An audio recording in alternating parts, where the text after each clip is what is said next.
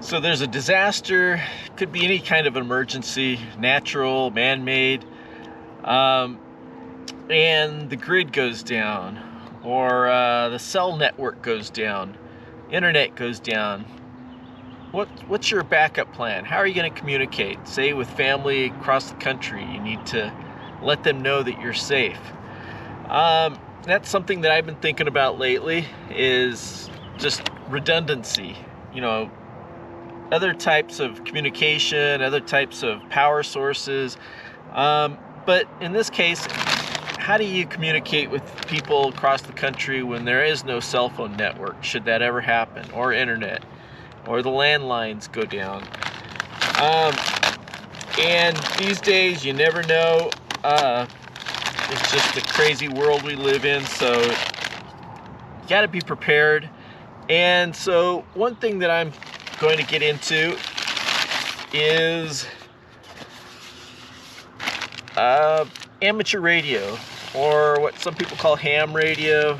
I think maybe even two-way radio. I don't know if that applies to this, but I picked up something fairly inexpensive. I'm going to learn how to use it. I have to set it up.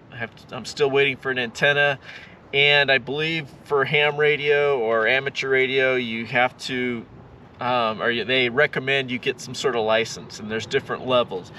But I picked up this called AnyTone, and it's a mobile radio, and it's, I believe, a UHF and VHF,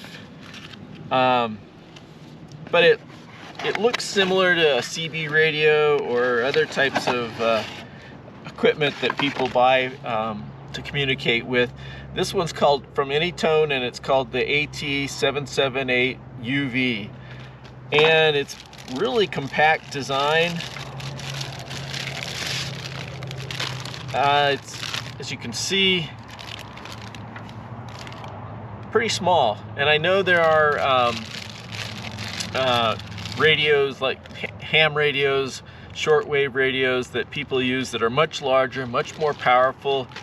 They hook them up to large antennas, but this one's kind of a mobile, and I think it'll have to, if I want to communicate, say, with my father back in Kansas and I'm in Arizona, I'd have to go through, I believe, repeaters, and that's stuff that I'm going to learn about. But I just wanted to show you what I picked up, this radio. And it comes with the mounts for mounting it, the wires for power, as well as a handheld mic that's got a keypad on it. And I did a little bit of research. I probably not as much as I should, and this seems to be a good product, kind of popular. I saw one that was made by Midland Radio, and they've discontinued it, but it looked pretty much identical to this, so it's probably coming out of the same factory, unfortunately in China, I believe. But I will be hooking it up. I have to find a place inside my vehicle, the ambulance, someplace where, you know, I'll be sitting and I can use it. And then I'll be taking a class to get the first level that you can get, and just learn how to communicate. And it's kind of a, I don't want to say a dying form of communication, but it's one that was more popular in the past.